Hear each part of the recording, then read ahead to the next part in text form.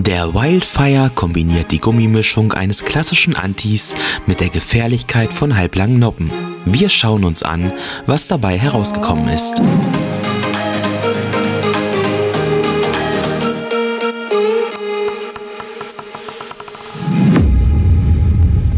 Der Materialspezialist hat sich also mal wieder an eine ungewöhnliche Symbiose gewagt und einen halblangen Noppenbelag entworfen, dessen Gummimischung vom klassischen Anti stammt. Optisch erscheinen die Noppen relativ dick und auch dicht beieinander stehend. Die Noppenköpfe sind ungeriffelt und weisen eine geringe Griffigkeit auf.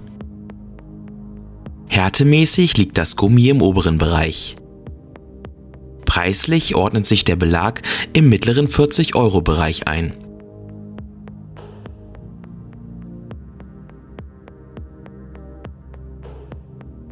Im Dots-Test zeigt der Wildfire eine niedrige Schnittentwicklung, in der Schwammversion eine mittlere Geschwindigkeit und durchaus Dynamik.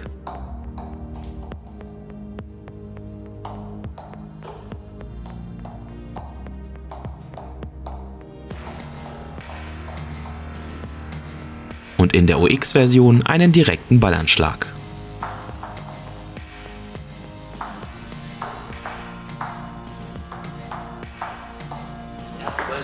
Bei den ersten Konterbällen muss man sich als Gegenspieler erstmal ganz schön anpassen.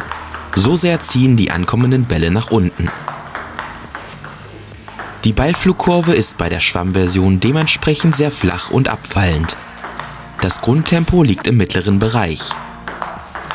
Allerdings spielt sich der Schwamm durchaus dynamisch und entfaltet einen spürbaren Katapulteffekt. Erwartungsgemäß ist die Eigenschnittentwicklung sehr niedrig.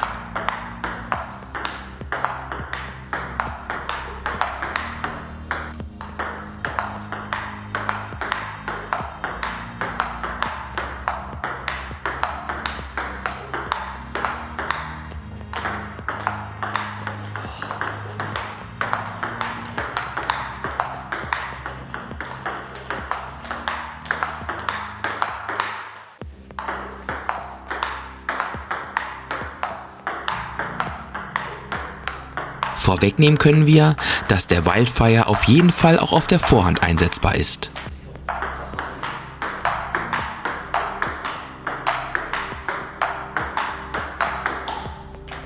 Der schwammlose Wildfire spielt sich generell kontrollierter und linearer, eben sehr direkt.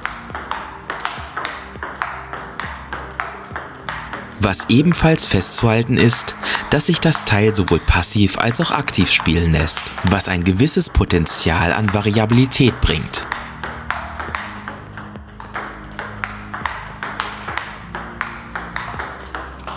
Im Blockspiel profitiert der Wildfire von seiner niedrigen Schnittempfindlichkeit.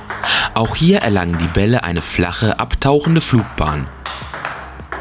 Beim Gegenüber kommen dann meist schnittlose Bälle an, die eben nicht ganz so einfach zu lesen sind.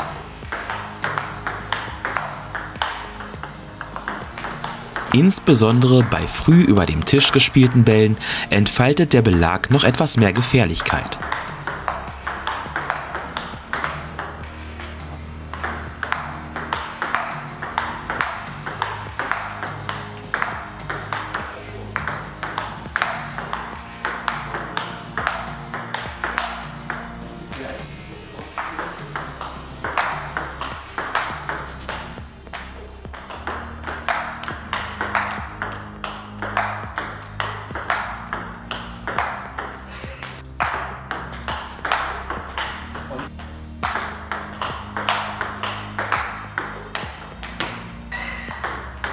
Seine ganz große Stärke zeigt der Wildfire unserer Meinung nach im knallharten Schuss.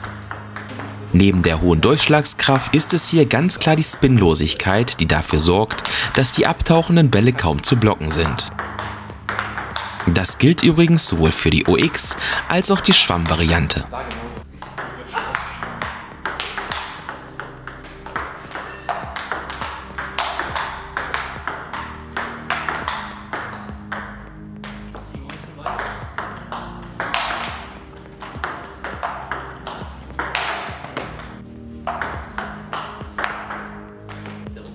Mit der schwammlosen OX-Version kann man auch mal einen Ausflug in die lange Abwehr wagen. Zum Bringen eignet sich der Wildfire allemal, wobei sich der Gegner eben hier auf nicht ganz einfach zu lesende Schnittwechsel einstellen muss.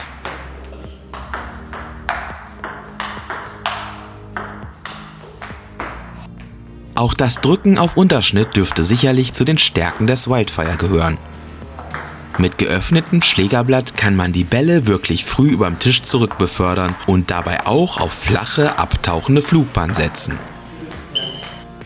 Mit ein wenig Übung sind auch hier sehr winkelige Ablagen möglich.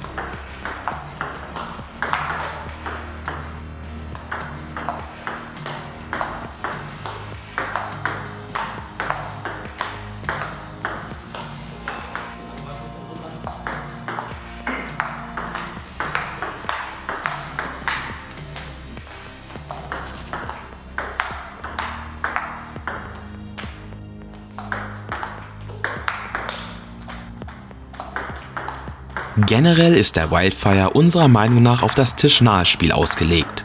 Es ist der Mix aus passiven und aktiven Blocks und Konterschlägen, was gepaart mit dem Verteilen der Bälle und dem Einstreuen einiger härterer Schüsse die Effektivität dieses Belages ausmacht.